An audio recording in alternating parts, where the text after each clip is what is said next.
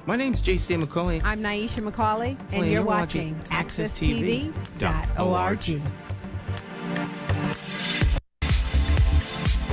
Thank you, everyone, for being here this evening. My name is Mally Rosado, and I'm currently the City Council President here for our beautiful city, the city of Hartford.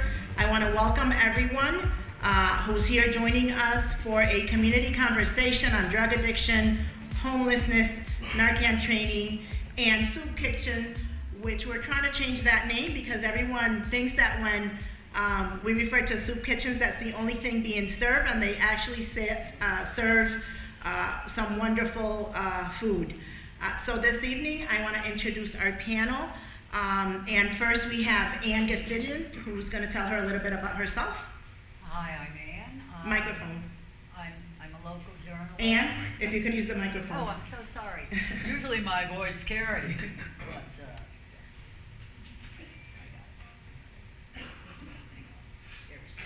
Hi.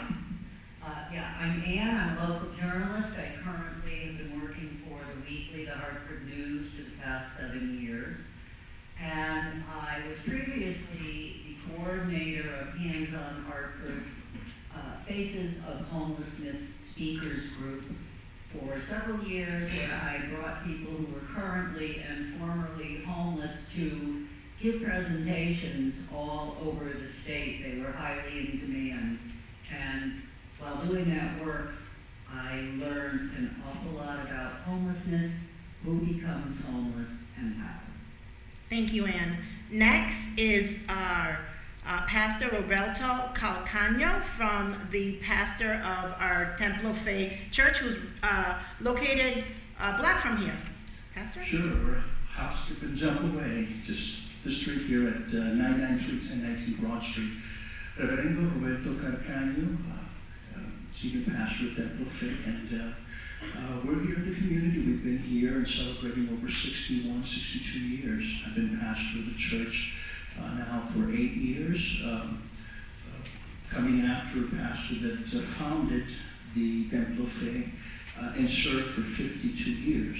And we're here to help the community because that's part of what the church does. So thank you for being with us. Thank you. Next introduction is Mark Jenkins. Good afternoon, good evening. My name is Mark Jenkins. I'm the founder and CEO of the Connecticut Harm Reduction Alliance, formerly the Greater Hartford Harm Reduction Coalition. I'm a harm reductionist and lifelong resident of Hartford. I've been doing frontline street engagements to marginalized populations now for over 26 years. The organization was founded, well, I guess I'll come back to all of that, but glad to be here. Next is joining us our Councilman Amilcar Hernandez. Good evening, Amilcar Hernandez, Councilman of the City of Hartford. Unfortunately, just like many of us, we have unfortunate connections with drug addiction and homelessness. My family, I grew up, dealing with that kind of environment. So this topic is super important. So I appreciate, Council President and everybody else that put this together, because this is a conversation that needs to happen. So here I am. I came here to listen, and somehow I ended up on this side of the table. So let's see how it goes. Thank you. Thank you, Councilman. Next is Jendaya Miller from Angel of Edgewood. Good evening. My name is Jendaya Miller, founder and CEO of Angel of Edgewood. We are a nonprofit organization that focuses on food insecurity, homelessness, landlord-tenant advocacy, and really anything that is needed from our members of the community. We have lots of experience with food insecurities, and at the end of the day, we need to learn to work together to meet these needs. It's not about us or the other, whose name is at the top of the list. Strength is in numbers, and that's what I'm advocating for you all to connect with us so that we can take care of our members of the community. Thank you. And then we have Louis Rodriguez Porter, Connecticut Food Share. Hello. Hi everyone, my name is Luis Rodriguez Porter, and I am the Network Relations Representative for Connecticut Food Share, overseeing all of our partner programs here in the city of Hartford. Food pantries, soup kitchens, meal backpack programs, and any program that gets food from us here at Connecticut Food Share. Thank you everyone for your introductions. And so why would I think that this community conversation is so important? Monday at City Council, we had a lot of union tenant leaders come to us, and they expressed that a lot of our Hartford residents right now, as of today, do not have any heat in their units. A lot of them did not know what the process is, what resources they had. They didn't know that they could dial 911 or 527-6300, the police department, and the police department would dispatch an inspector from the city of Hartford. So what I've experienced is coming out, talking more and more to the community and seeing their needs. So we have a beautiful panel here who are very dedicated, passionate. They do a lot of work for the city of Hartford. So why not bring them together and have these conversations? This is going to be the first of many. I've already been called by Bishop Torres from House of Restoration in the North End, who wants us to do the same panel up at the North End. So we are going to start off with Mr. Mark Jenkins to talk about Connecticut harm reduction and how he works in the city of Hartford with homelessness. Mark? Thank you. So first off, I am the harm reductionist in the room in my organization. If you don't know what harm reduction is, it's generally thought of as one of those organizations that enables people to keep using drugs. And we're anything but. We are basically an organization that seeks to keep people safe in whatever it is they are presently engaging in. My organization actually, on an average day, Monday through Friday, we have people in the field doing outreach for about 15 hours a day, from 7 in the morning until sometimes 10 o'clock at night. It's average 9 o'clock at night, and then on Fridays and Saturdays, we have overnight shifts that work with the Transit Homeless Outreach Program, which are our overnight hours. And we have groups in the field on Saturday afternoons from 3 until 8 in the evening.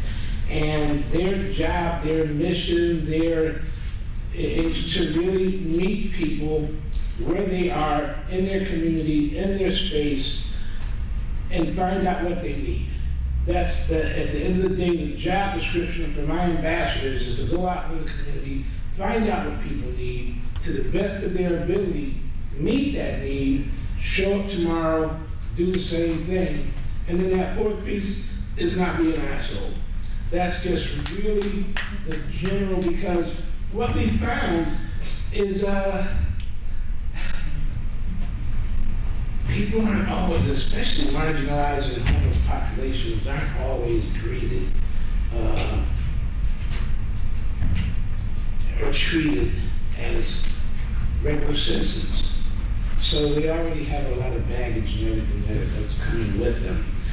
We also have a drop-in center on Albany Avenue at 557 Albany Avenue. We have an RV, which has been kind of stationary in the South End at the entrance of Coke Park, which is a mobile medication-assisted treatment vehicle.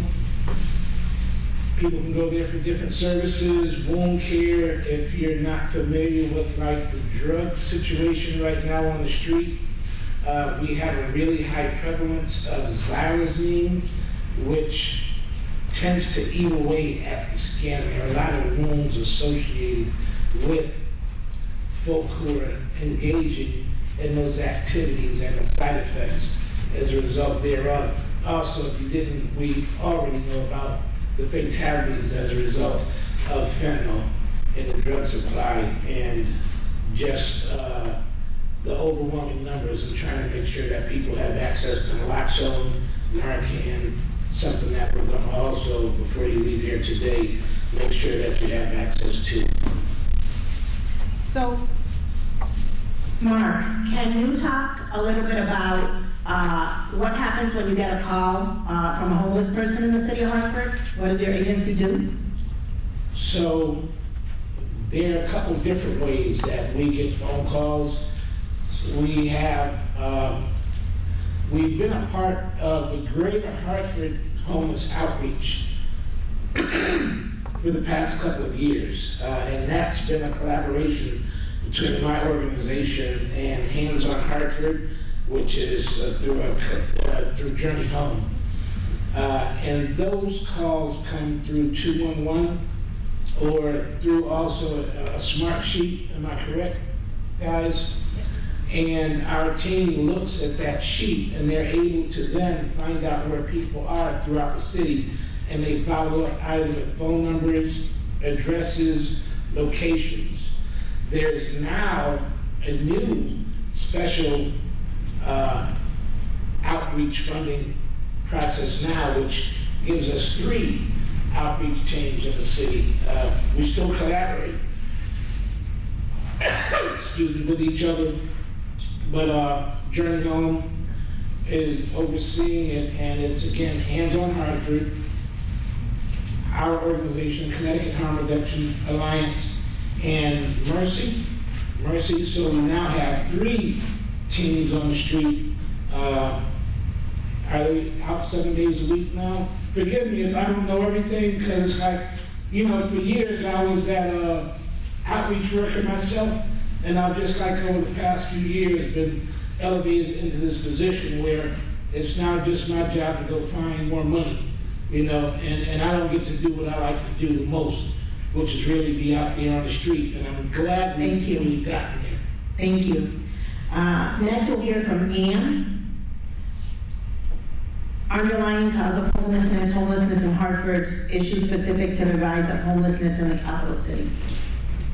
Good evening, and this is a very, very important topic. I can tell you that homelessness, experiencing homelessness has increased in Hartford in the past several years. A lot of people feel that people become homeless for 2 main reasons: that they have substance abuse issues, whether drugs or alcohol, or that they're dealing with some sort of a mental illness. And I will not deny that those issues are present. But there are many other issues as to why people in Hartford and other places do become homeless.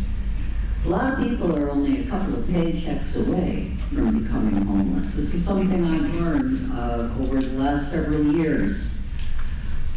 Nationally, the main reason for homelessness is unaffordable housing, and which often leads to eviction, particularly when landlords come in and become new owners of a building and decide that they're going to raise the rent to a point where the people who are already living there will not be able to afford it. It's a little better now, but a lack of living wage jobs does have something to do with it.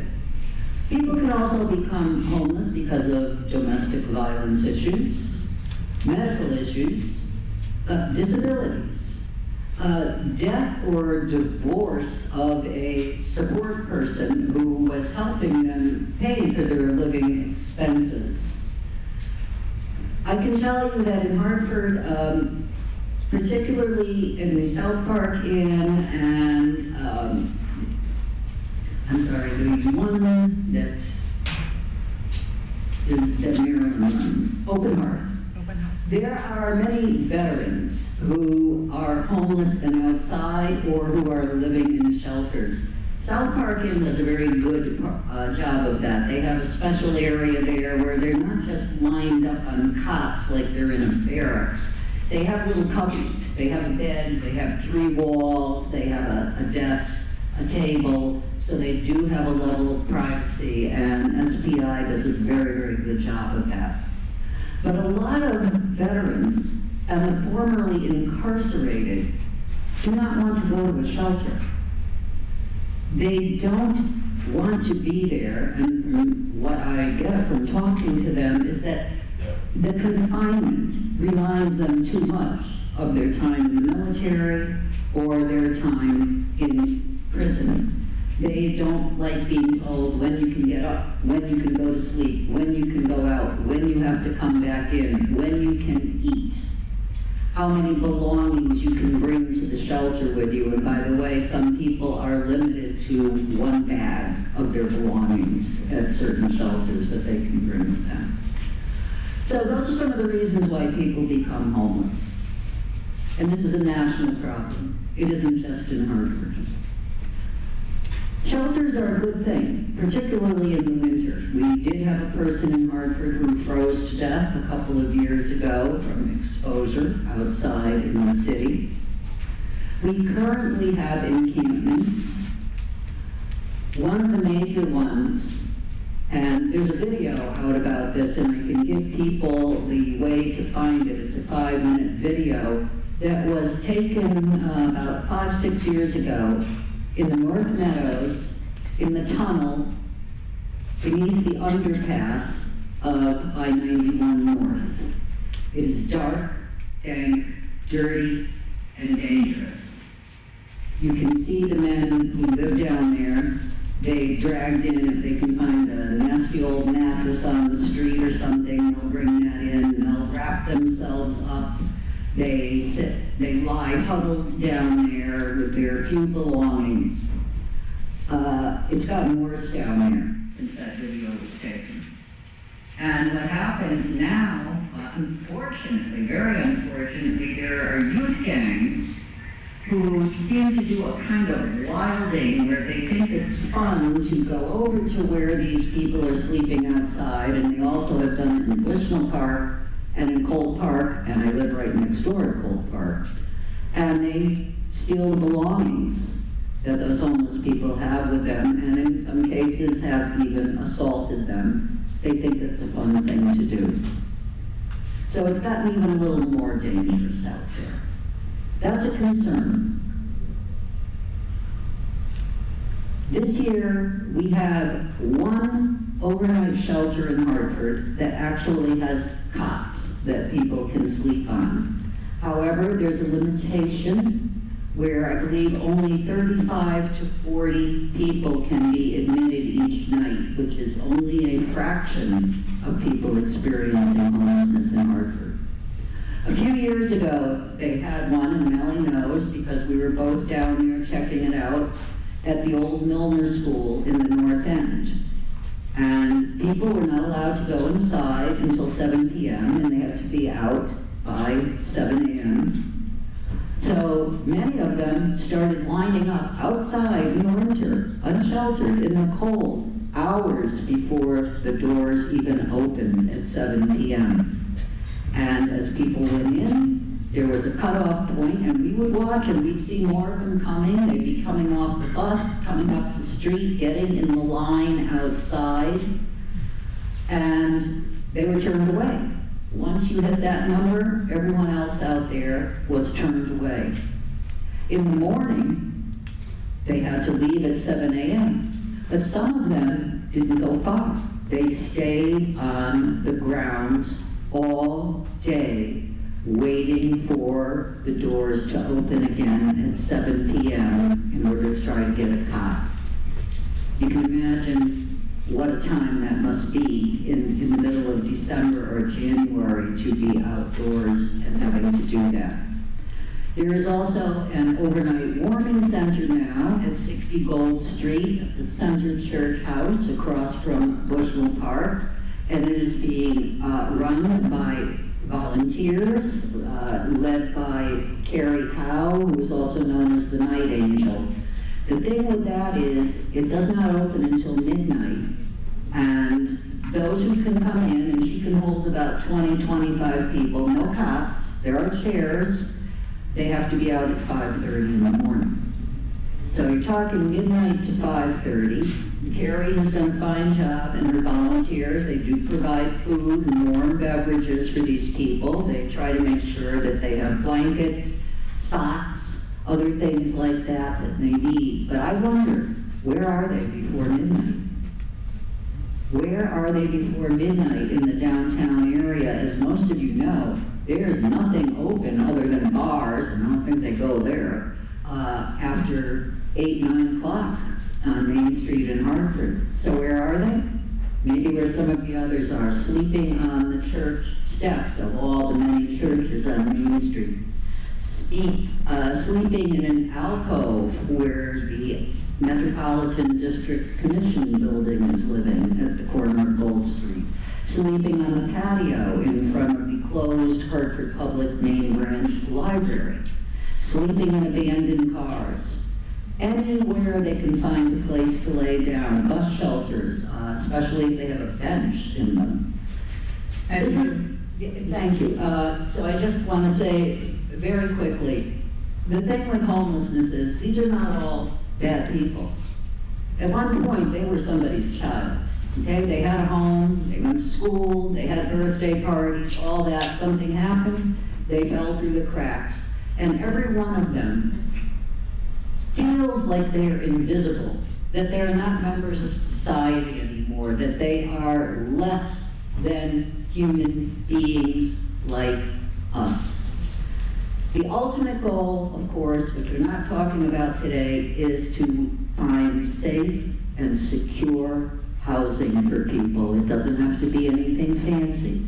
It has to be a place where you have a door that you lock, where you have a bathroom, where you have a kitchen you can use.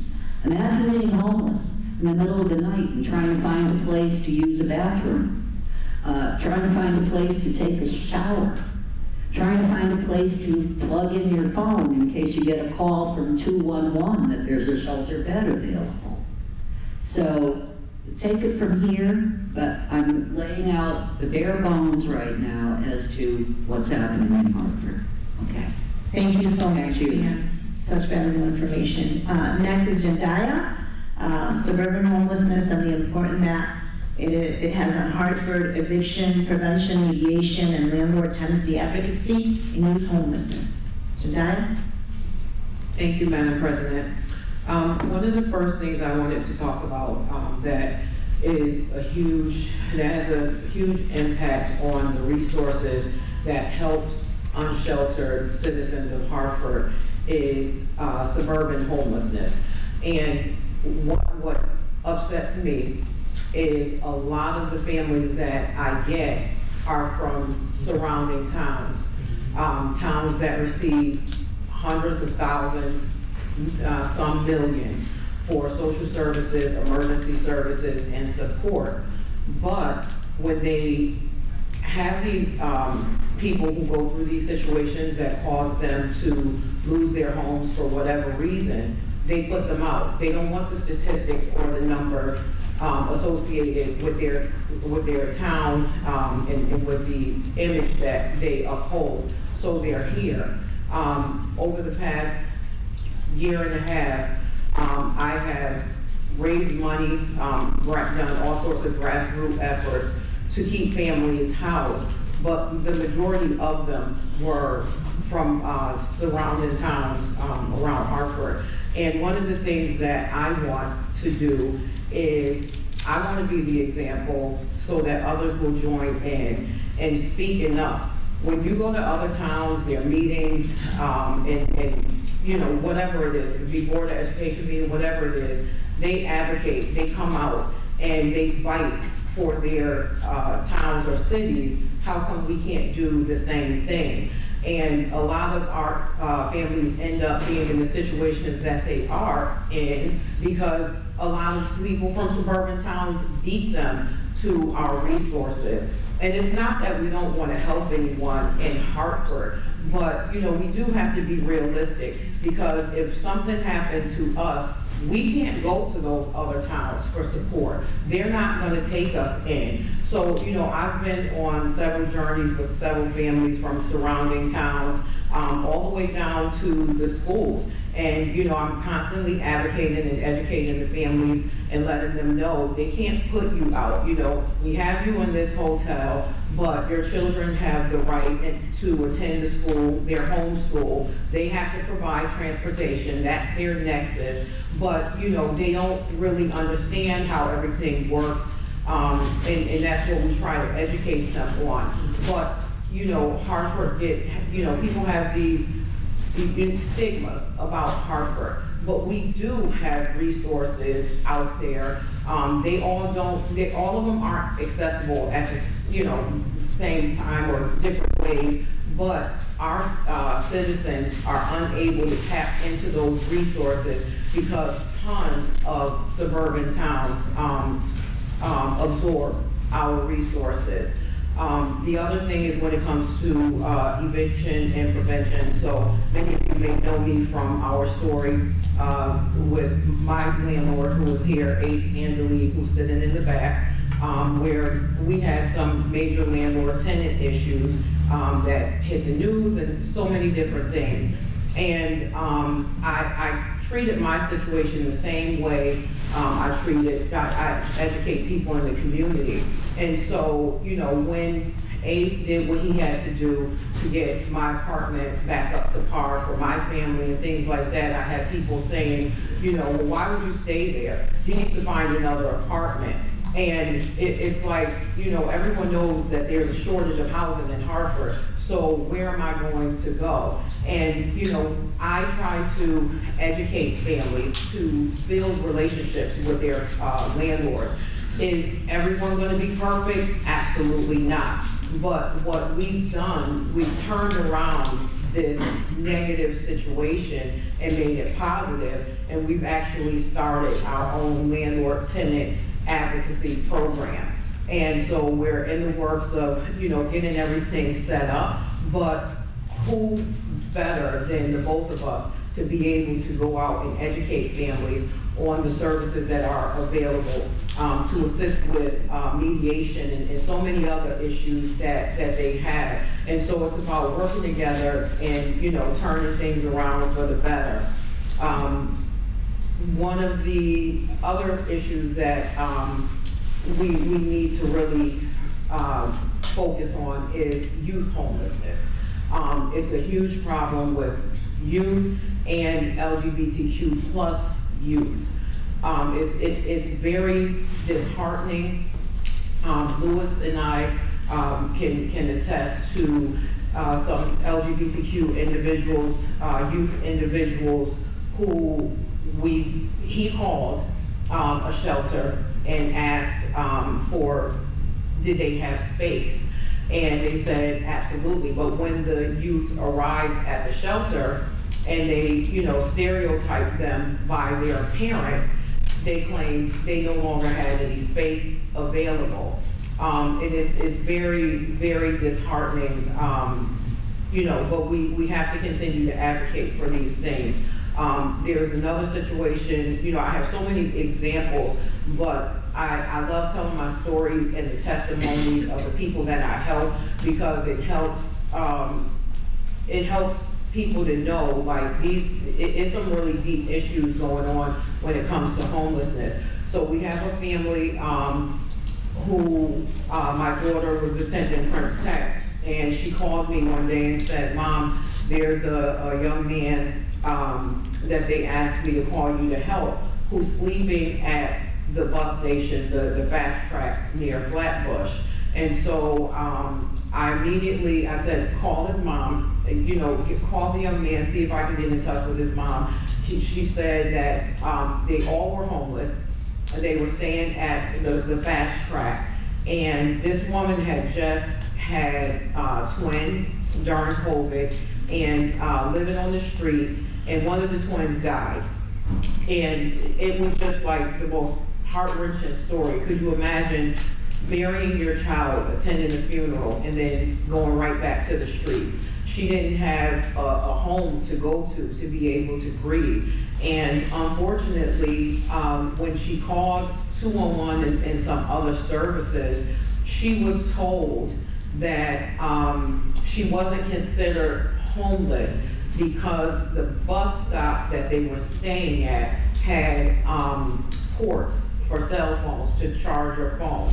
And so they did not provide them the support that they needed. No one from McCann came to get them. It was just a really bad situation. And so I put out a call to action on social media, raised money immediately, and I got this woman in a hotel for a few months. And after that, she transitioned to a shelter. She's getting ready to get her Section 8 certificate. It's been a little over a year now. Irene O'Connor and Liberty Surprise Squad came out and surprised the family when we had them in the hotel. But, you know, it's all about working together to make the change in the community. So, you know, I can go on forever, I won't, but, you know, I love anyone's support, feedback. If you want to assist us, we're always looking for help. And yeah, that's it. Thank you, Jendaya, and thank you for everything that you do for the community. All of you do. Next to speak on community kitchens. Formerly, we're trying to change this verbiage from soup kitchens. And then once we're done talking about these issues, then we're going to take comments and questions from the public. So on the community kitchen section, Lewis, the history of the Connecticut Food Share, formerly Food Share, partner agencies and statistics, and what Connecticut Food Share is doing currently.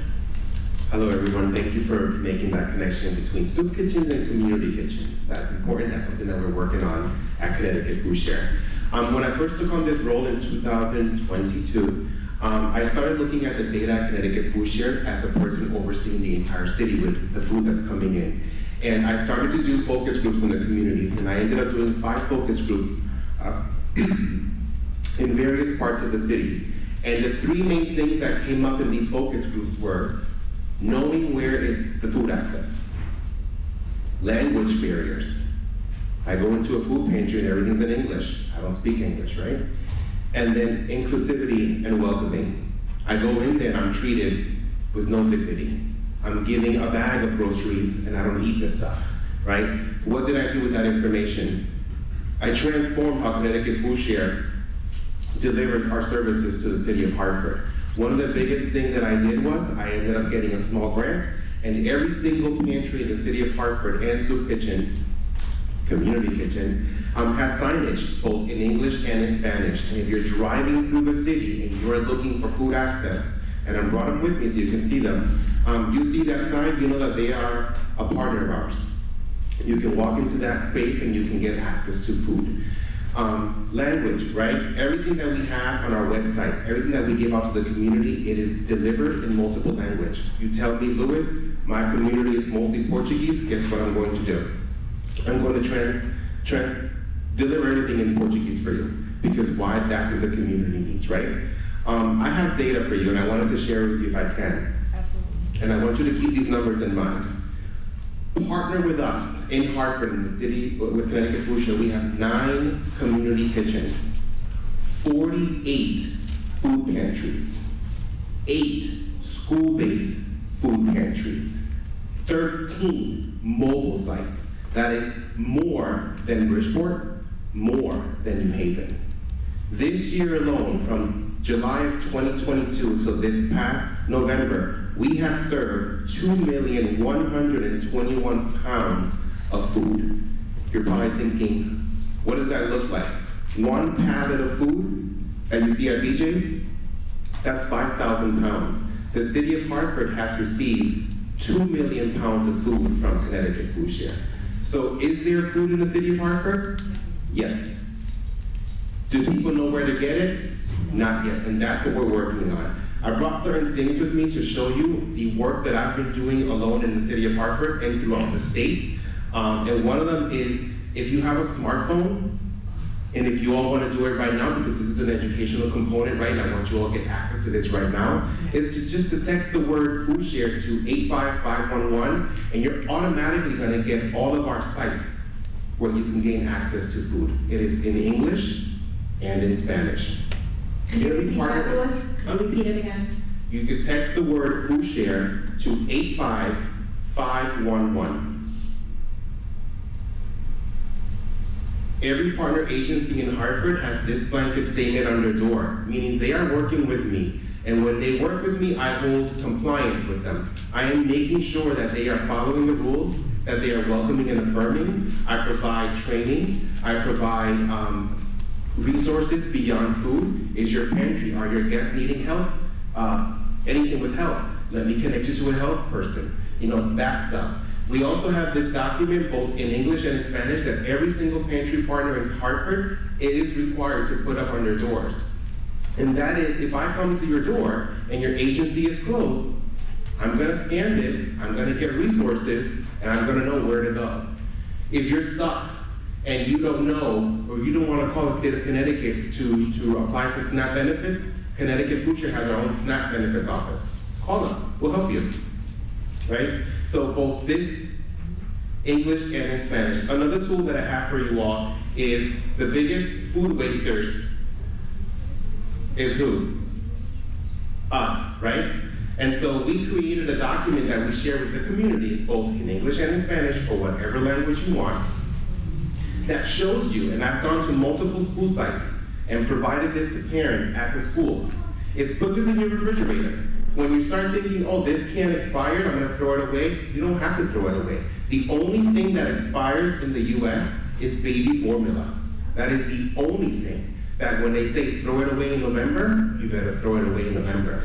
But if it looks good, smells good, you can still eat it. I brought all these resources with me today, and they're in the back table that you can take with you and share with your community.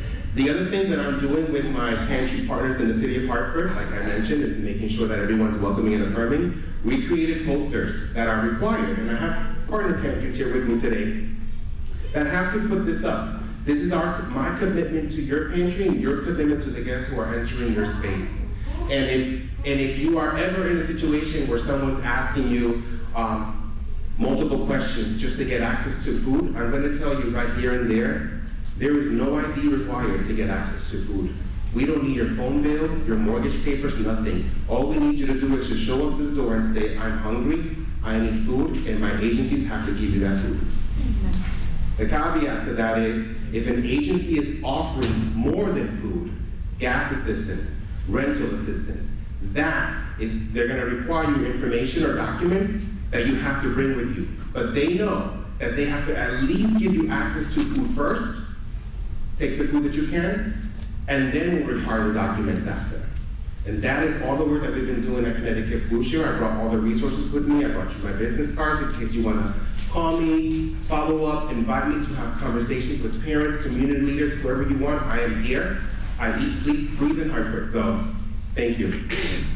Thank you, Louis. Next to speak is Pastor Roberto Calcano from Templo Fe. Thank you, Council President. Basically, what I want to share with you is the story of our church, what we're doing. As far as our food pantry, I want to thank Louis and Connecticut Food Share for their help. They granted us money so we could renew and remodel some of the stuff in our building. And right now we have a food pantry that's got a new room. We call it, aside from our stock area, we call it a store. We have a store where the person comes in, and we have shelves stocked with food, and they just come in and shop. They pick up whatever. We provide bags, we provide everything.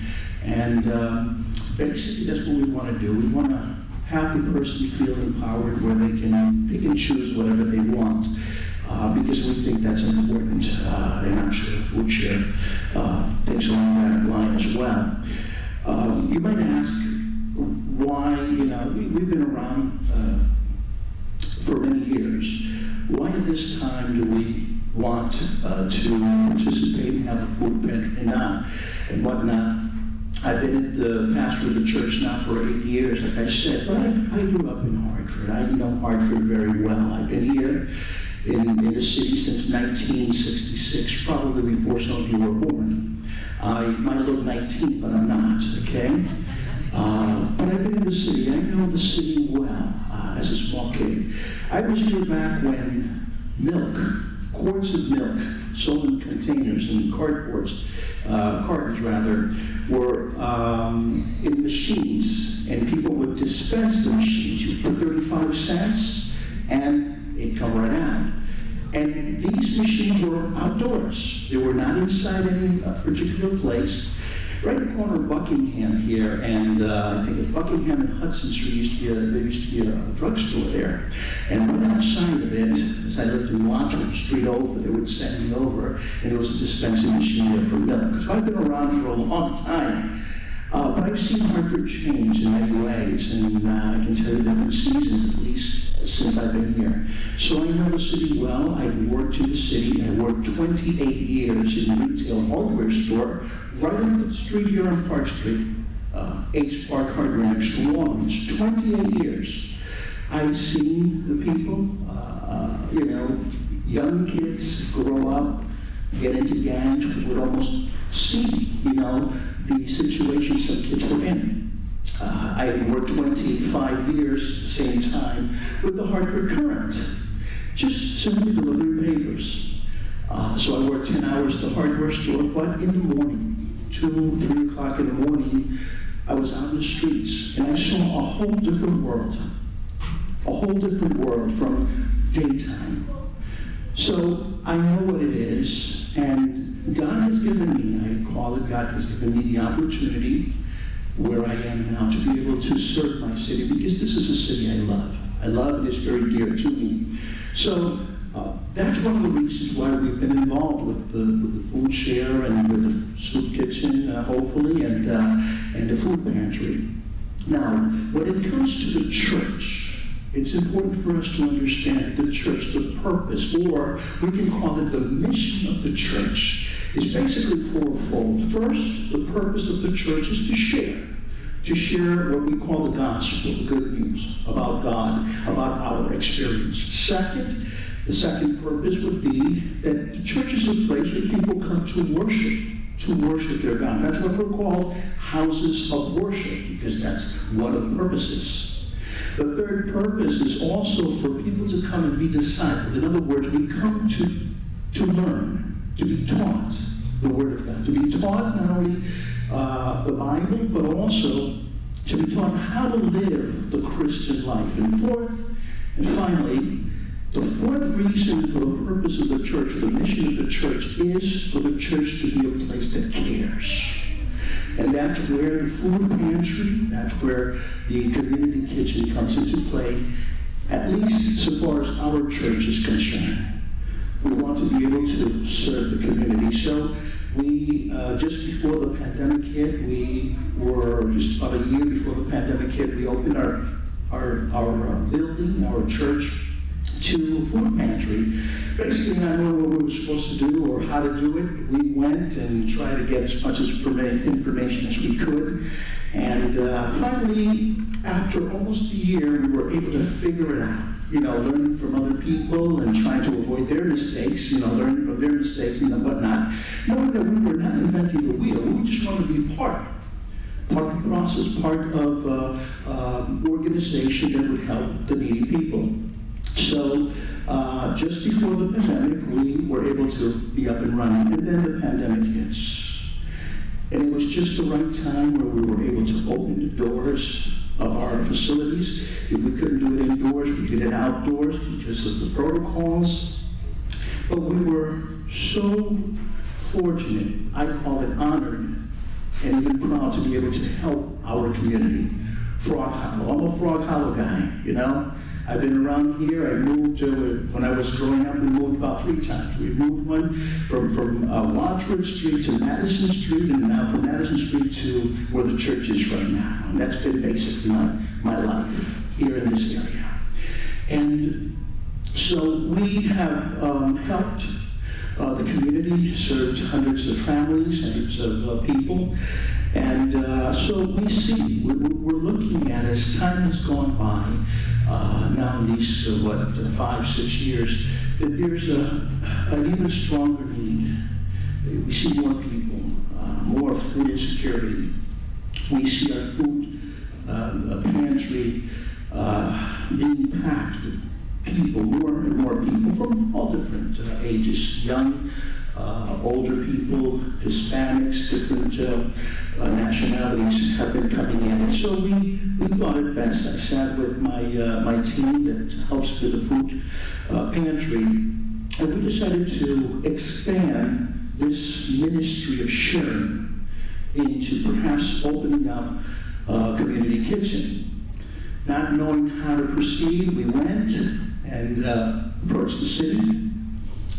And of course, Council President Rosado says it well. I mean, the city is here to help us. I mean, the city council and its officials are here for us to do good, to be able to excel in what we do.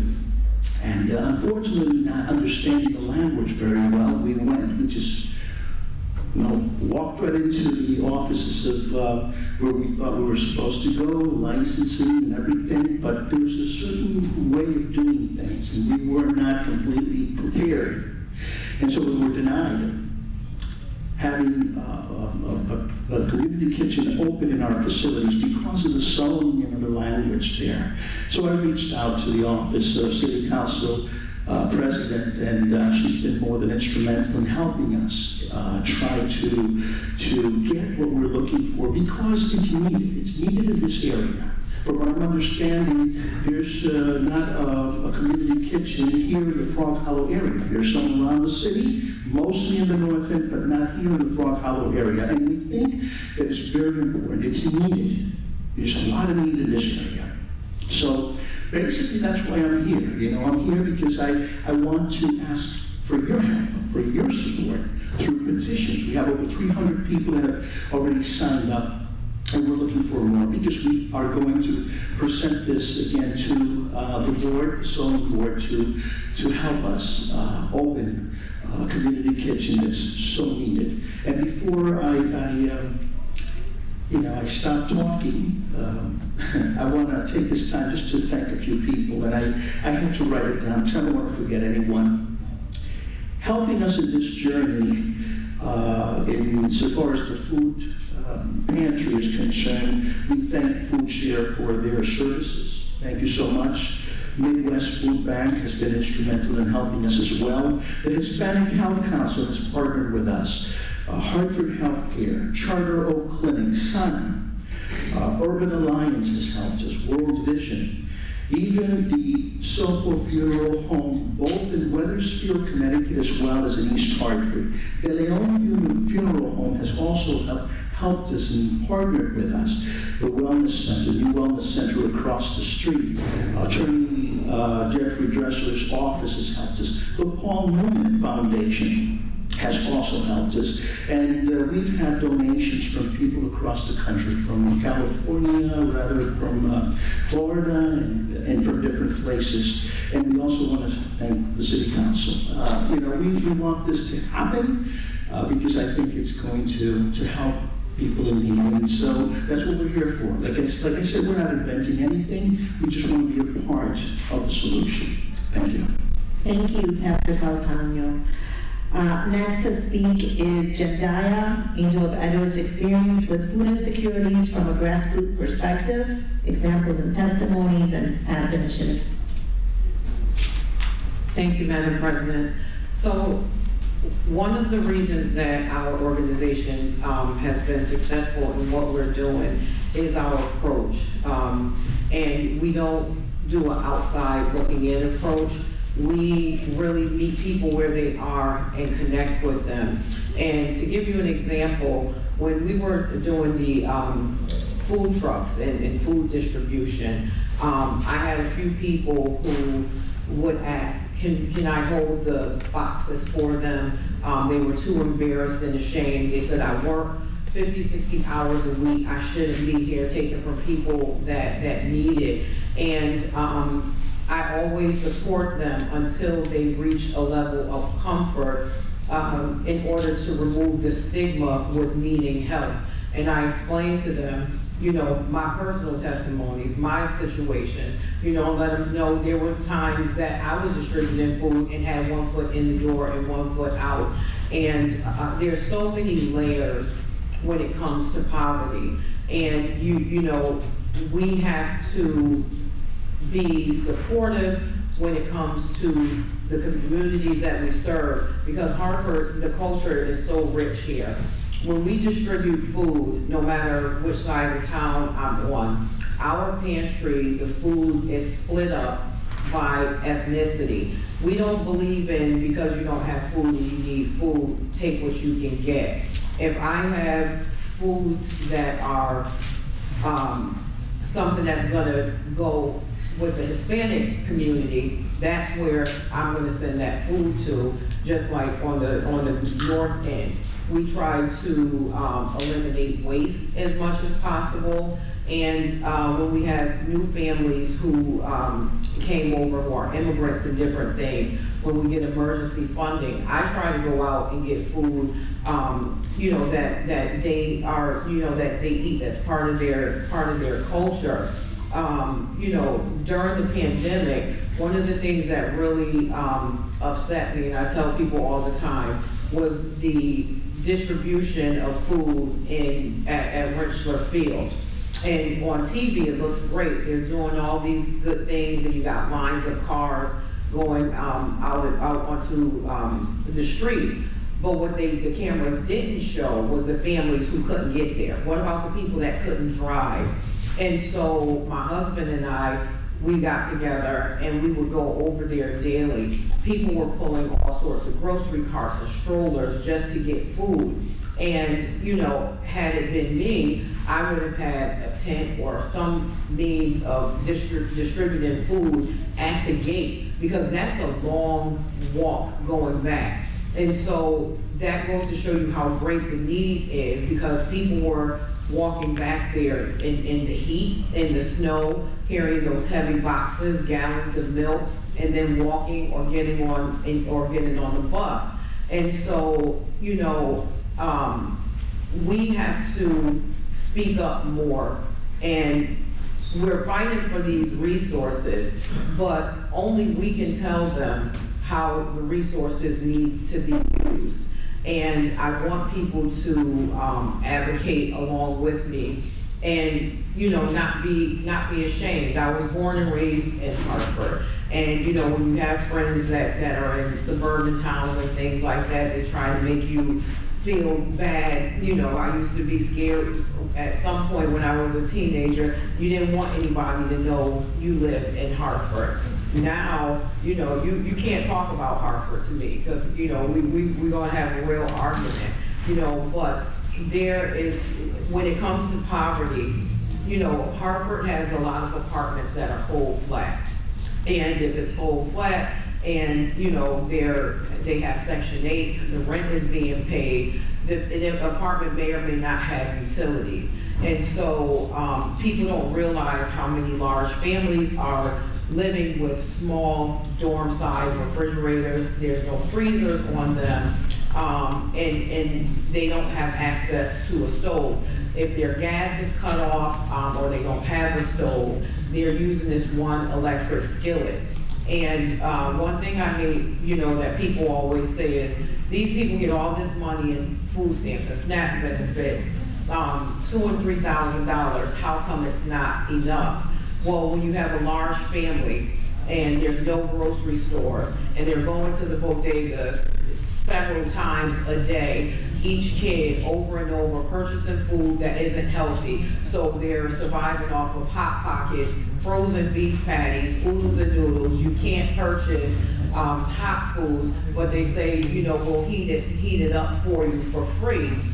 That same pattern every day can absorb their benefits quickly before the month is over.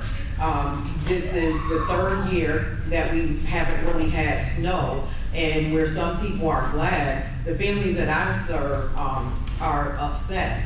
They look forward to the snow because they're used to sticking their meats in the snow, or if they have a cooler to keep it cold or frozen.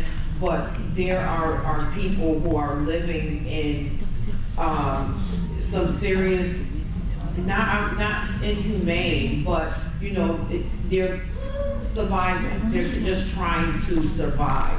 And these are the things that we have to open the eyes of our legislators and everyone else, to let them know that these are the problems, the real problems that are on the ground, that are going on. You know, our Thanksgiving event, we provide a hot meal, and the reason I do that is because, you know, it's bad enough seeing homeless people in an encampment, but it's even worse seeing homeless people with frozen turkeys. I just really think, you know, it's almost like a slap in the face. We have hot meals as many times as possible, and that's what our community cafe will serve. So we will be opening on the south end on Franklin Ave. We've been there in the old D&D market for a little over a year now, and it will be a community cafe where people can come in and eat for free, no questions asked, and receive a hot meal. We will also serve as a hub for smaller pantries to come in to keep their shelves stocked on a regular basis. You know, there's the statistics that Louis have, and then and then there's the undocumented pantries where people are just trying to do a good deed. They may not be a nonprofit organization, but they want to help, and so they may not have the right paperwork to become a partner with Food Share and different things. So if we can help our community partners all around the city to be able to distribute food so that people can access it regularly, that's what we need to do. I can go on with examples and testimonies, but I'm going to be respectful of the time. But one of the other topics that I was supposed to speak on is past initiatives. And the reason I'm not going to speak on it, simply because it is the past. We're living in new times, new situations, and things have changed. We need to focus on new initiatives and the real needs of the community so that we can meet the need of everyone that we serve. Thank you, Jendaya. Mark, I know you want to say something briefly, and then I'm going to pass it to Councilwoman Rica Hernandez and a couple of minutes for Ann before, I'm just trying to be mindful of the time before we take questions and comments from our audience. And thank you, Jediah, and Pastor Robert. I kind of feel I didn't do us a full justice, if you will, to talk about, you know, how there's so much crossover between the work that we all do and how we serve the community, and how, as a grassroots organization, how we've been thrust into positions because we see need and we try to meet that need, you know, and that's really what happened to us. And it started out, I think, our foray, our entry into the food services when COVID hit. And we found that most of the churches, most of the soup kitchens that were open, everybody kind of shut down. And we found there was need. There were initially some organizations, some insurance companies that gave out lunches, box lunches, and you know, we found ourselves as a result of that giving out a lot of lunches and breakfasts during the day, and then all of a sudden that went away. But we still had people who were hungry. So as a result of that, we started making sandwiches. We partnered with the House of Bread.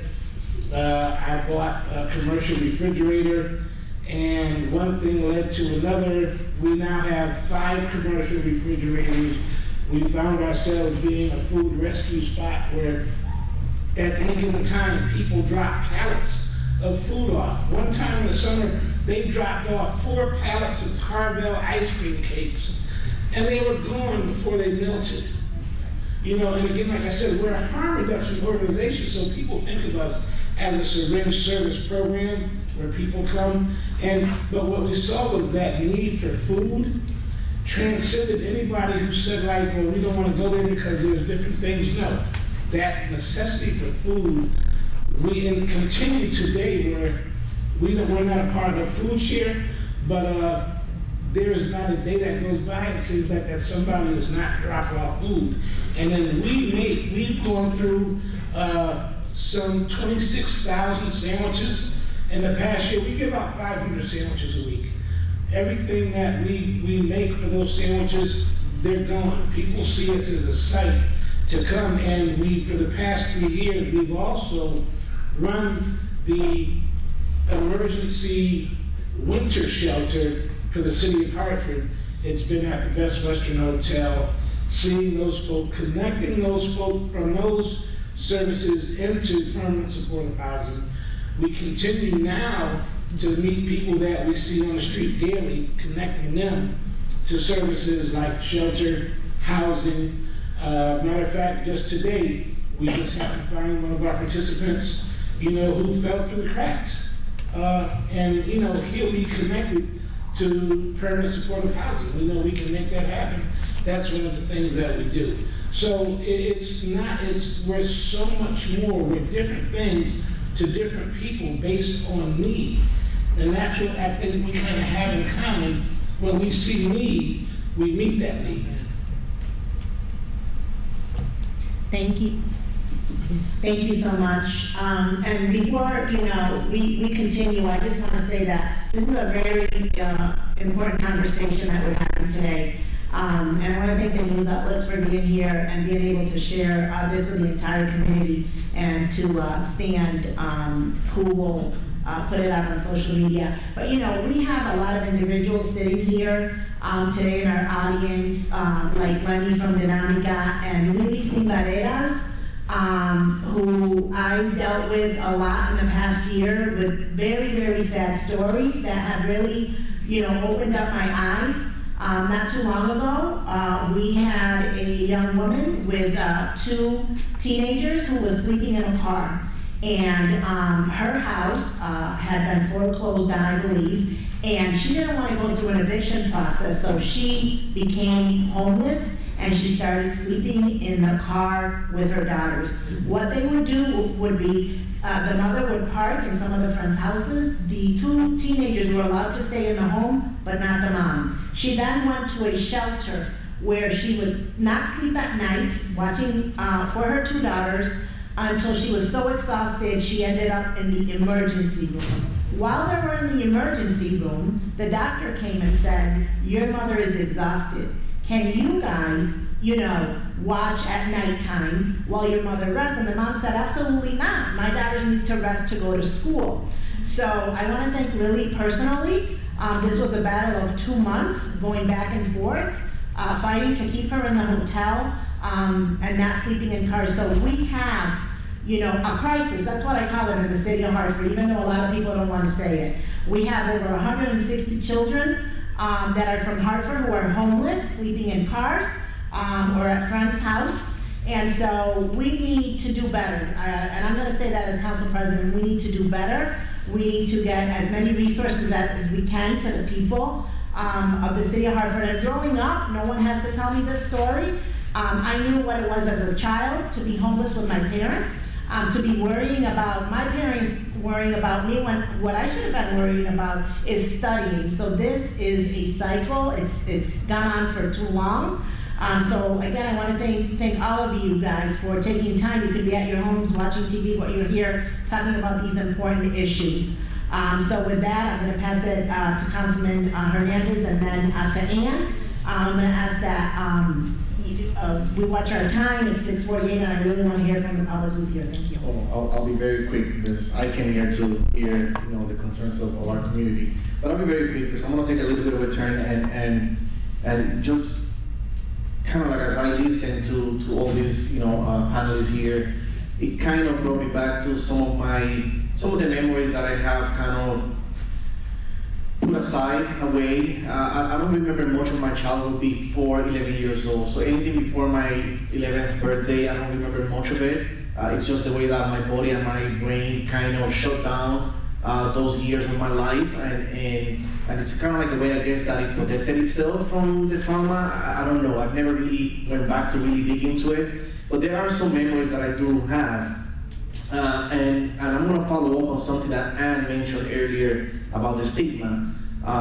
We always think about drug addiction and mental health as the 2 main factors for homelessness and some of these other issues. But my story then tells a little bit of a different story. I remember one day I was in 4th grade, and I remember that I got to the classroom, and this is in Puerto Rico, but the same happens everywhere, right? So I got to the classroom, and I see a lot of my students, little students of the classroom, bringing food, like cans of beans and a whole bunch of different things. And here I am thinking, like, I don't remember the teacher ever saying that there's a collection of food. Like, I'm trying to figure out, did I miss the announcement? And I'm going crazy because I was very shocked. Like, I was very organized. I'm like, how did I miss this announcement? And the whole day went by, and I see all these foods, in the next to the teacher's desk. At the end of the day, I never go home. I never went home until it was like 10, 11 p.m. And that was just my day. I will leave in the morning and don't come back until 10, 11 p.m. And again, I'm 6, 7, 8, 10 years old. And that was just my way of staying away from my house because I didn't want to see what was going on inside my house. I stay in the community, and all of a sudden I see my mom going towards the school. And I'm watching from, I think it was a baseball park that I was playing baseball with my friends, and I see her walking back with a whole bunch of bags of food. And I'm seeing her walking back to the house, and I basically started crying. Because at that point I figured out what happened. The teacher never told me to bring any food because all that food was for my house. So I was embarrassed. I'm a 4th grader, right? I don't really understand, and I was embarrassed that all of my friends now know that I don't have food in my house, right? So as a 4th grader, it created this kind of like, stigma that I cannot really speak about the issues in my house. I cannot ask for help because I'm gonna feel embarrassed, and because I'm gonna have to deal with all these, things that all the other kids are gonna be saying about me, whether on my face or behind my back. So I was super embarrassed. I never said anything to my mom. I just kind of like ignored it because I just wanted to get it out of my head. So that created a stigma that for the next few years, and I didn't realize this until I was much older, I shut down completely. I spent most of my childhood completely shut down. Not speaking about the things that were happening in my house, all the drugs that were going through, my kitchen counter, and all the things that I was watching and experiencing, because I knew that speaking about it was going to create some type of reaction from adults that I didn't understand and I didn't kind of like wanted to deal with because of the stigma that it created. And that kind of, it speaks to the education piece of it, right? As an elected official, I've been on a journey to learn and educate myself on the different issues, right? There's a lot of different issues. I am no expert in any one issue. I am learning every single day about the different issues of the community.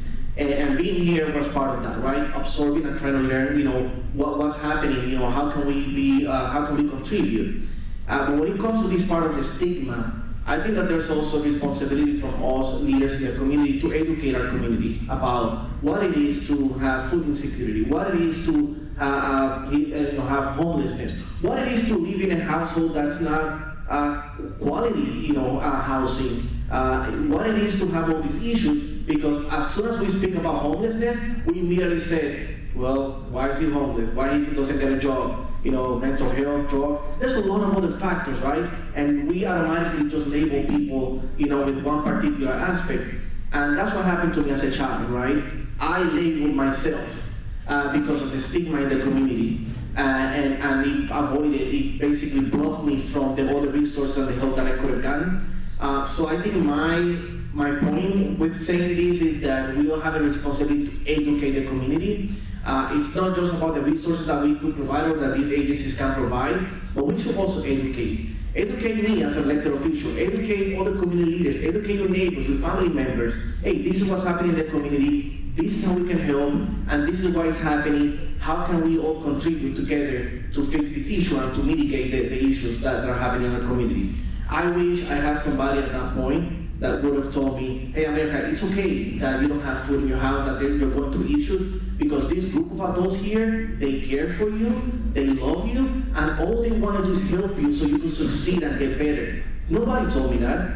I just live my life thinking that I need to stay quiet, not say anything. Where I work during the day, and I'm just take 30 more seconds, where I work during the day, OBB, our piece of the pie, my job, I work in finance. I don't necessarily always get to see the issues that are happening on the ground, but every single day, and I have the data, every single day, I have staff coming to my office asking for gift cards. So I have an inventory of gift cards for Walmart, Stop and Shop, a whole bunch of different stores, different denominations and values. And they fill out the paperwork, they give it to me, and I see a little bit of the narrative on why they're asking for this gift card. And more often than not, they're asking for gift cards because they have a youth that's homeless. They have a youth that does not have food, or that they need to buy baby food, they need to buy formula, and it breaks my heart. Because I see this on a piece of paper, but they see it in real life because my coworkers, they get to actually speak to the youth, and I cannot imagine how they deal with this and how they go home, thinking about how this 16, 17-year-old kid is going through this, right? And my job is to give the gift card, put the information in the system, and then, keep going and keep doing my work. But then I have to turn back around and be like, wait a second. My job cannot just be give a gift card. I have to contribute in a different way. We have to figure out how to avoid this. I don't want my job to be giving a gift card for you to go to Walmart. I want my job to be something else, not giving gift cards, because we need to mitigate this. This should not happen. And it breaks my heart. And coming here today, my intention was to learn a little bit more, because I want to be a contributor in mitigating this issue. This cannot continue. I should not be getting requests for young people being homeless, young people needing food. I should not be getting those requests. I'd rather get a request for something else, but not for that, because that's unacceptable. And it breaks my heart, and I'm here to support the efforts of Council President and all these folks here in any way that I can, because it is something that's hitting home. I went through it as a child, and now seeing it happen, it just breaks my heart. So that's what I wanted to share. Thank you, Councilman. And we have these great conversations, but the community, we all want to see results, because we can talk and talk and talk. And since I've been a councilwoman for 5 years, I've been doing a lot of talking, and I like to see results. So before we hear from all of you, in our last half hour, I'm going to pass it over for a quick remark from Ann. Thank you, Mel. I'm going to stand up. I'm a little tired of sitting right now. I was at the office today where I work, and one of the people who also works there told me that another colleague of ours said the problem with all the homeless people coming to Hartford, no matter where they came from, was the fact that we have social services here. And if we got rid of all those social services, they'd have to find another town to go to. He thought that was a great solution. I don't think it's a great solution. I wish that other towns would step up. This is nothing new. The city administration has tried to do that for several years now, as have other people, and the response from other towns has not been that good. So they come here. They come to Hartford. We do what we can here, both with supported entities that will have warming centers, shelters, places where you can get food, either meals or groceries. We have that. What we need in this city is more housing geared to people who are transitioning from homelessness, people with a lower income. Now, there are opportunities for that here in Hartford. There are city-owned buildings, multiple unit buildings. There are buildings like the old YMCA on Jewel Street that has been empty for over 25 years now, that used to provide small micro apartments, mostly for men who were lower income. There are 3 buildings, 2 on Jefferson Street and 1 on Washington Street, that are all in a row, that are owned by Hartford Hospital. And they have been unoccupied for many years, but those buildings have very good bones. It's been at least 15 years since anyone's lived in them. They're multi-unit buildings. Hartford Hospital owns them. I don't know what they want to do with them. All I know is that Hartford Hospital, like all hospitals in the city and all their other outlets in the city do not pay property taxes to the city of Hartford.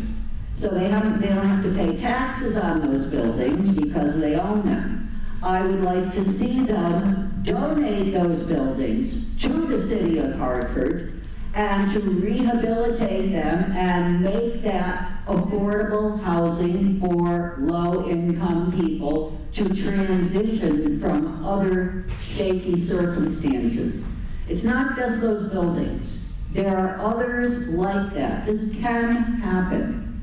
I love Hartford, and I know we need economic development. Yes, all cities need economic development. But the focus in Hartford for the last decade has been on either building from scratch or renovating existing properties to a level where the rents are unaffordable to 90% of the people who currently live in Hartford. I understand that the city, and I love this city, like many others here. I was born here, grew up here, raised here, a lot older than you. I was born in 1950, okay? I'm 73 years old. I've been around a long time. But I want to say that I want to see some focus, and the council can help with this. The administration is going to do what they're going to do, but they need to be urged to take some properties. You can also probably pick from within the chronically homeless community, including the ones who live in shelters, people who have worked in building trades, and they could go in and help renovate these places and then have first shot at getting an apartment there. Because the answer to homelessness, not just winter, is safe and stable places to live. Hartford needs more of that. Ace, are you still out there? Yes. Something to think about, sir. Yes. As you go your way, you may find an opportunity to provide something like that. I will just mention that the latest sale that was published was the old Fuller Brush building, way the heck up the end of North Main Street, almost at the Windsor line. It is going to be turned into 160 apartments. Only 5 of the 160 apartments are earmarked as affordable. The other 155 are all going to be market rate. So you're talking about small apartments like studios for $1,500 a month and going up to the 2 and 3 bedrooms to $2,500, $3,000 a month. Hartford has the lowest median income of the 169 towns in the state of Connecticut. We're lower than East Hartford, lower than New Britain, lower than a lot of small rinky-dink towns that most of us have never visited. We are the capital city. We need to step up and do a better job taking care of people who can't find a safe and stable place to live. And getting rid of social services is not the way to do that. Thank you. Thank you for listening. Thank you, Ann. And now we are going to open it up to the public for comments, questions, concerns that you would like. Juanita, you can just come up here. Kelly or Sabelle? You can stand over here. Yeah. Okay. Hi, my name is Juanita. And I have 2 questions. I probably is more for where you can direct me. The first one is, I see that the highest percentage of homelessness are Black, whites, and Hispanics, and we have more than those ethnicities here in our city. And I just wanted to know what are they doing that they don't find themselves where we at? You know, so how come those groups, that community, are not as high, and only these 3 are the highest in our community? So I don't know if there's been some research about that. Juanita, do you mean the other immigrant community? Yes, well, Undocumented? those not necessarily. I know Hispanics, Blacks, and Caucasians are the highest. But we have people from other different countries. Yes, and they're not facing I don't know if they're facing the same thing that we are. And if they're not, has anybody done any research about what's working for them versus what's working for the rest of us? The quick answer. I need the people on the microphone. The quick answer is we're not a sanctuary city. So many of the immigrants, so you'll see maybe a higher percentage of New Haven, which is a sanctuary city, and you'll see a lot more of Nicaraguan, other Hispanic, Latino, Latinx communities. New York State, New York City, they have a huge influx.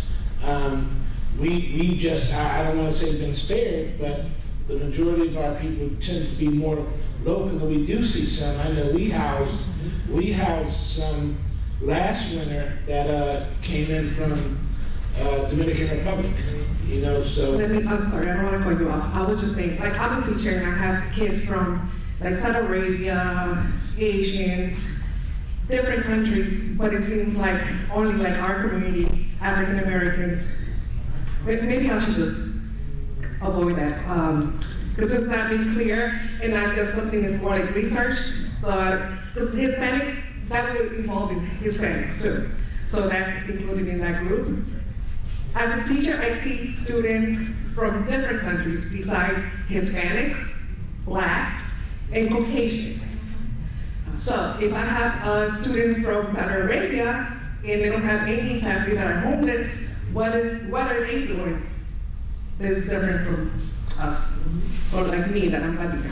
I think one thing you have to look at is the population. One thing you have to look at is the population.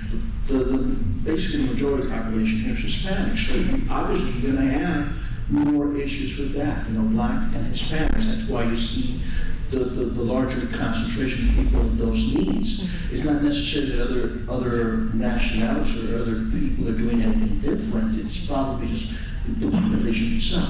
I don't know if you understand what I'm saying. And that's because I was going to ask the following questions, because I don't want, I'm the type of person that I like to help, but for example, if I go around and start giving people food, and that's more like our food share, I worry about allergies and special diets.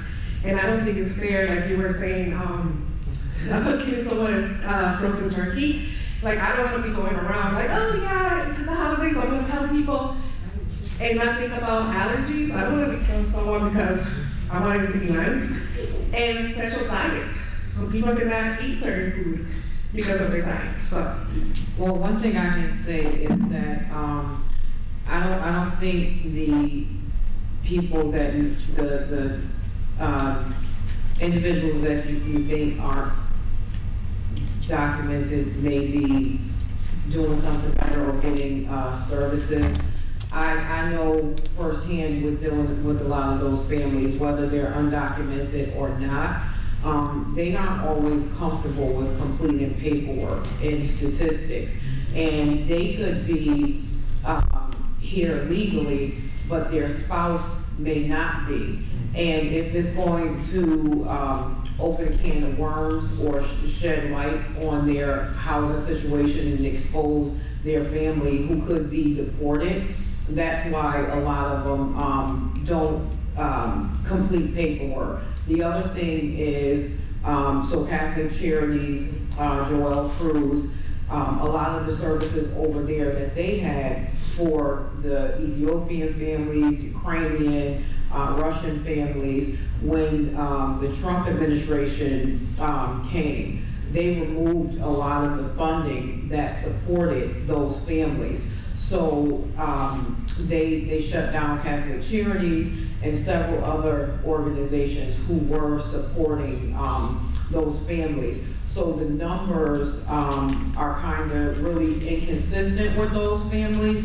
We know that they're there. Even with some of the Jamaican families, it's the same thing with the West Indian population.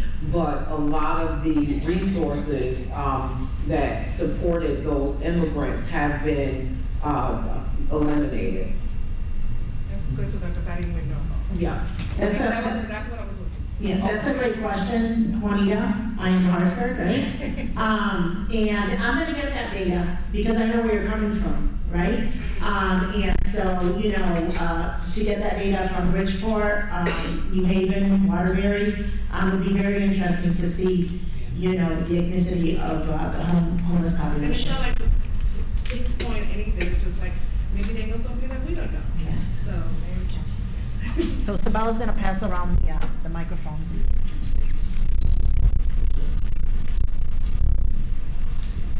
Hi, so I'm Sarah Pavone. I'm Director of Strategy with Journey Home. We're the backbone agency that coordinates the homeless service system for Greater Hartford Central.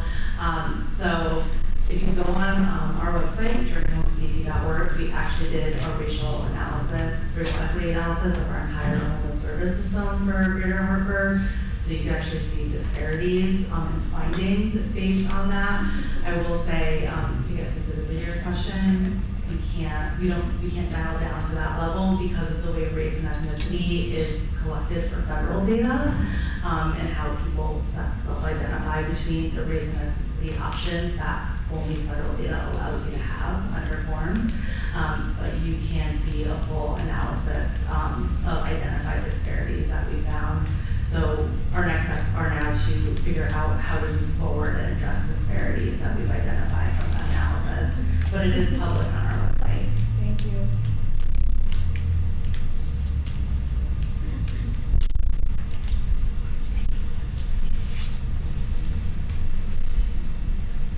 Good evening. My name is Teresita.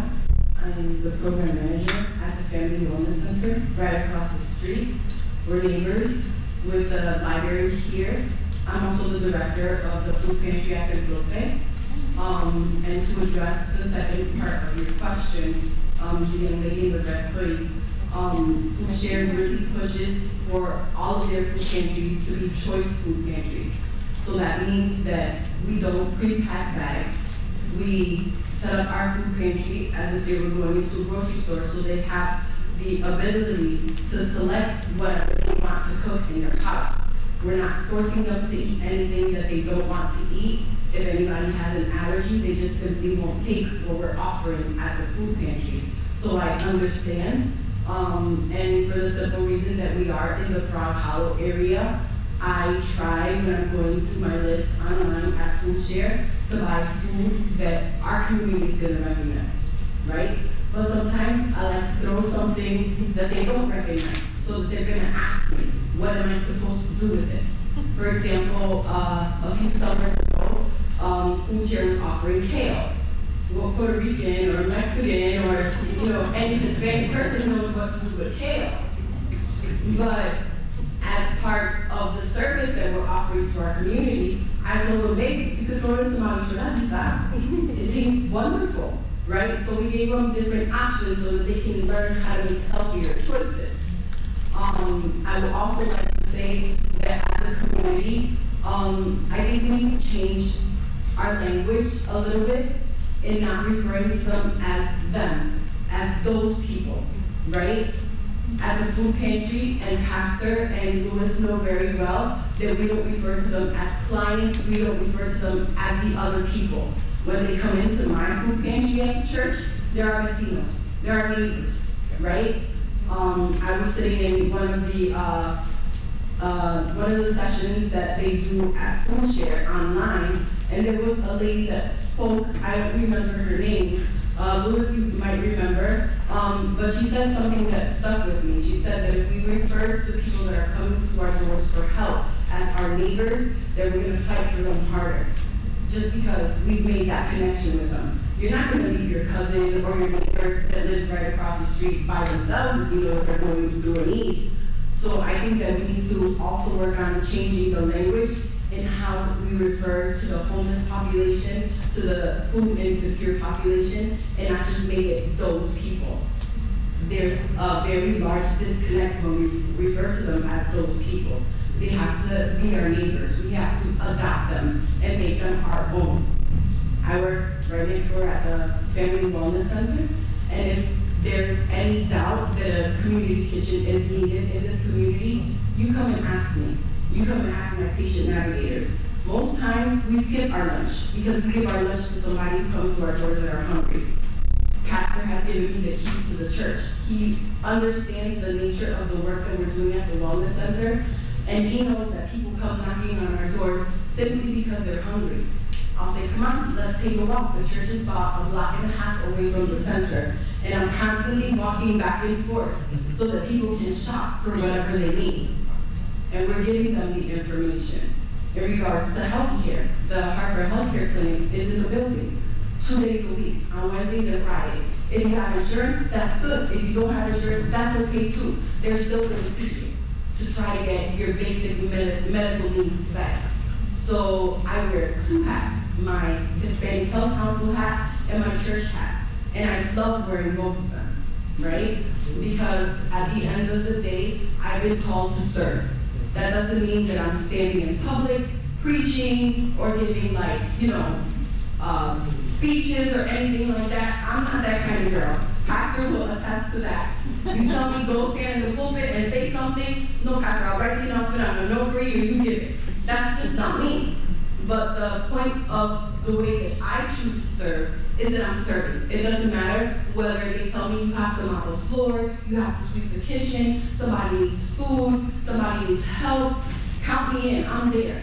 I'm not that person to be up in the front, but any way that I serve and the way that I choose to serve is behind the scenes in whatever way that I can do it.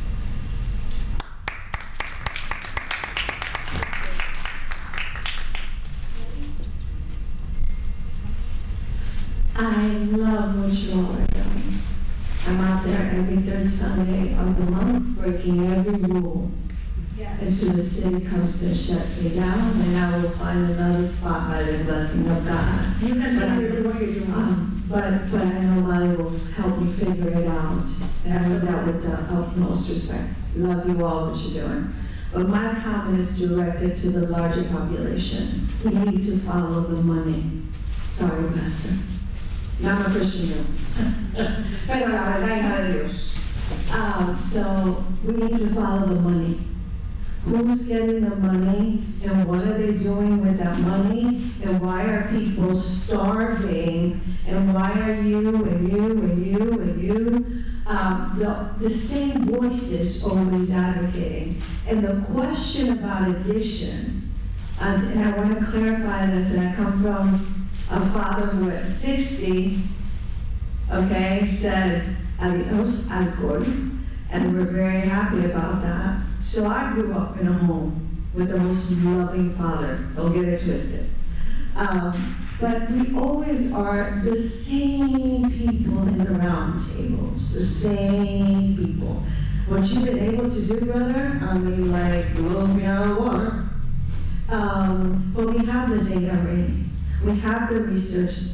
Why aren't we allocating? Why are teachers worried about what their students get to eat or not?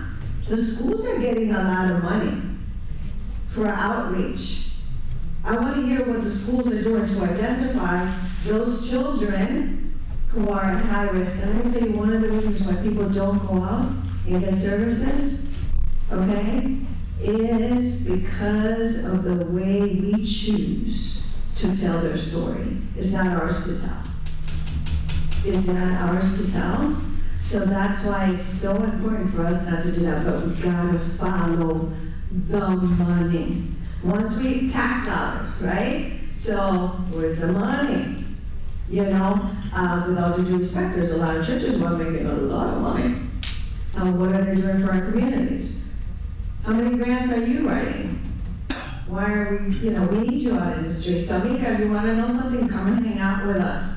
Te voy a poner a llorar, because I'll tell you that much. But the fact that as people who go out into the community, we go out to build relationships. If we don't have relationships, people are not coming. It doesn't matter what it is. And all of us are one paycheck away, one disaster away from being homeless. I agree with you, and basically that's why I was thanking all these people, because, yeah, we have to follow the money, and Milliman Foundation has given us grants and even food share. I agree with you, relationships are what we need to do. We have to develop relationships. That's one thing I'm big about in our food pantry and in what we do. Yeah, we have to follow the money, is absolutely right. So, you know, we don't have it, but we're looking for it. So that's important. You have it. Okay. Werner, meet Werner. And then the lady in front of him. And we have 10 minutes left because I promised to our sailor a wonderful grant manager that we're out of here at 7:40. Yes, thank you for inviting us to the conversation. I work for the state. I have been following the money, and I'm happy to know that Connecticut, through monies that came from the federal government, supported free meals for all students in Connecticut, regardless of income. I would personally have used it in a more equitable way so that kids that didn't have it could have more lunches. But nevertheless, that was important. And love the fact that for COVID and after COVID, there were free buses that were provided so that parents and people who wanted to go to work, they didn't have to pay for that type of service. So a lot of support financially. But what I am observing now, and I'd love to get your perspectives from what I'm hearing today, is that there is that huge housing crisis that is impacting not just Connecticut, but the whole country. And from what I understand, there's probably more than 116 households that potentially could be homeless any second. They're at the brink of eviction. And I was very, not shocked, but impressed to know that, and saddened to hear that there are more than 100 kids living in their cars with their parents currently. So my question to the panel is this increase in need, is it huge right now for you, from your perspectives, or has it remained the same prior to COVID?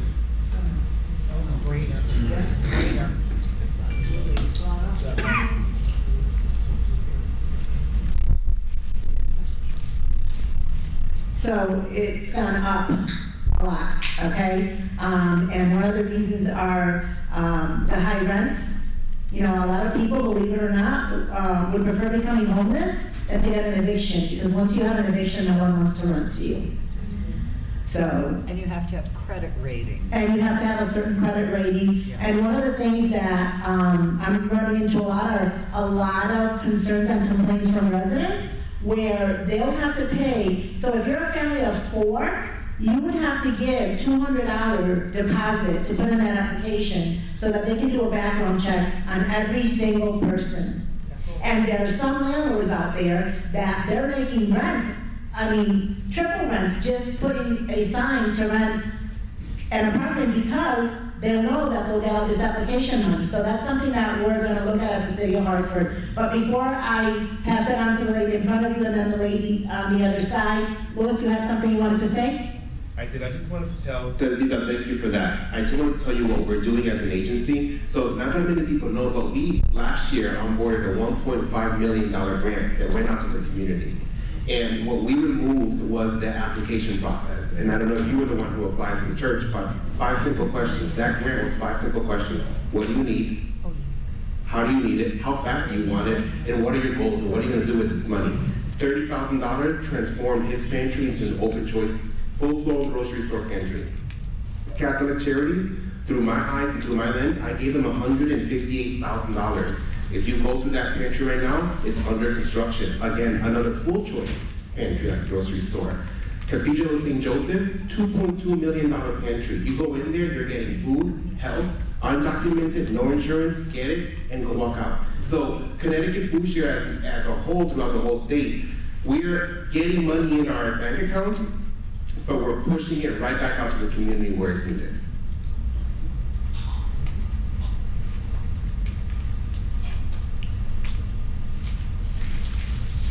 Good evening. Thank you for your time this evening. I have maybe, I don't know if they're questions, but just concerns that I just want to state.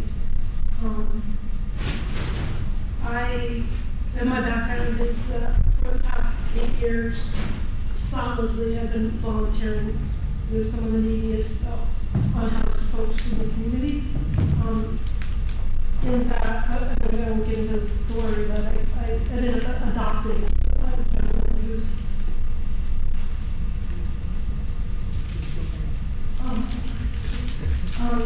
I ended up adopting an elderly gentleman who was living outside of where I live in Hartford. He's in his mid-80s right now, but he was unhoused for several years. I just tried, and I couldn't get him hope. And ultimately, it's a long story, but I legally adopted him. So it's part of my life every single day. And I ended up helping, because of my involvement with him, I ended up helping several other folks too. So I have 8 years of experience touching upon everything that all of you have talked about and are working on yourselves. Some of the things I just want to voice. Money, the money, follow the money. One thing that comes to mind when I was volunteering at the men's shelter, while I had gotten my elderly buddy there for a little while, there were 3 caseworkers to 120 men at that time. 3. It took me about 2 to 3 years to get 2 men situated. How can 3 caseworkers handle 120 unhoused men? Money. Where's the money for the warming center? Why only 35 or 45 people in a warming center in the winter? You mentioned other towns stepping up. Well, I would like to see Hartford step up first. I understand that the budget is less than 1% for all of the human services in Hartford. I don't know the exact figure, but I would like to see Hartford set an example. And maybe if we set a shining example, other towns would be, step up as well. Money. It's 211, the 211 system.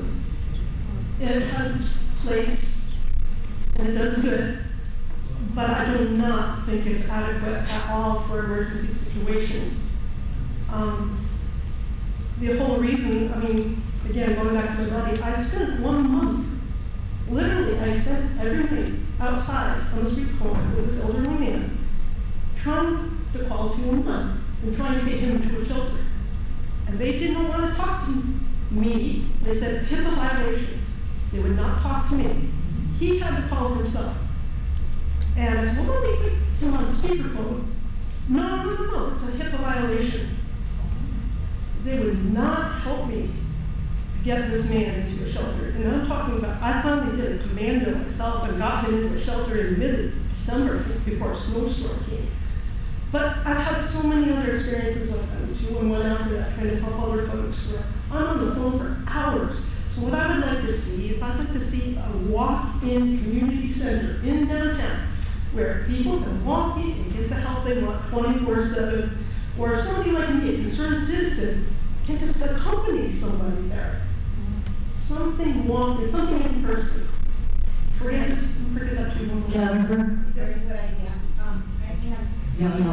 Jennifer, thank you. I just want to say that I'm acknowledging her because Yes. I know she's been doing this kind of work in the city for several years now, so thank you for being here. Yes, and we only have 2 minutes left, so, everyone else that has questions or concerns, I have 2 staff members here. We can take your name and phone number. And in the future, it would be great to have more community time. yes, I understand, yes. So what I wanted to address was the lack of, I call it the end. It seems like the cycle, what everybody talks about, keeps going round and round. And having stability, a place to know where you can lay your head every night, and have that be a safe one, and have running water, and have heat, seems to be extremely rare. Okay, that is the big problem. We don't have the end of the line success story, enough places for people. What I'd like to say is, I understand economic development. I understand it really well. I'm just saying what the city of Hartford has chosen to do for the past 20 years is like out of the 1980s and 1990s. It is not progressive. It doesn't meet our community needs. Building these high-end buildings that have micro kitchens, micro dining rooms, 5 by 5. I am 5'2" 3/4. I know how big that dining area is. I just lay down on the floor. These are not for families. These people who live there now have no intention and no commitment to the city of Hartford. They don't invest their time or their money in Hartford. We have to start thinking about the people who are living here and having safe housing, affordable housing, and not be building houses.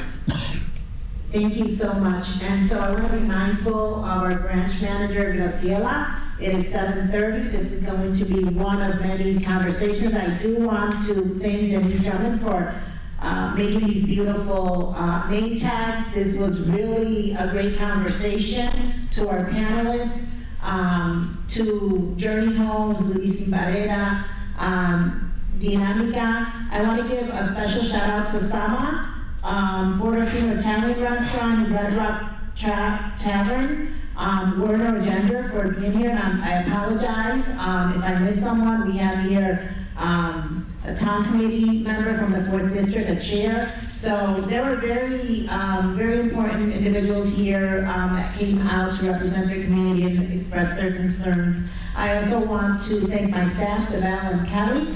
And once again, thank you all so much for being here, our news media that gets this message out to our residents.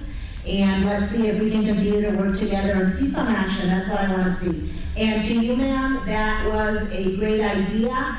I'm going to give you my word that I am going to work on that, and hopefully Councilman Hernandez, because we need to provide what I call customer service in the city of Hartford. It's got to become a welcoming city of Hartford where people can go in, sit, like back in the days when our residents could go and sit at council offices and speak with the staff. So we're here to help, and may God bless you all. Thank you. Thanks.